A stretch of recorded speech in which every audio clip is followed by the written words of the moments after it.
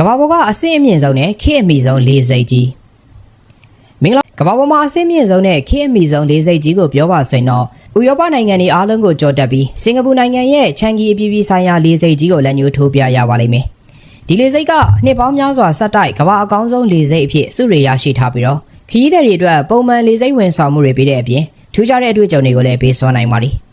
ချန်ဂီပြည်ပြည်ဆိုင်ရာလေးစိတ်မှာလေယာဉ်နဲ့ပတ်သက်တဲ့ဝန်ဆောင်မှုတွေအပြင်ခရီးသည်တွေအပန်းဖြေနိုင်မှုအတွက်ရေကူးကန်တွေရုပ်ရှင်ရုံတွေဥယျာဉ်တွေဈေးဝယ်စင်တာတွေနဲ့အပန်းဖြေနားယူစရာနေရာတွေအစုံလင်ကိုထည့်သွင်းတည်ဆောက်ထားပါလိမ့်အထူးခြားဆုံးချက်ကတော့တဘာဝပင်တွေနဲ့ဖန်တီးထားတဲ့ Jewel Changi ဖြစ်ပြီးတော့အဲ့ဒီထဲမှာ indoor ရေတံခွန်ကြီးတွေတစ်တော်တွေနဲ့ပန်းချံတွေပါဝင်နေပါလိမ့်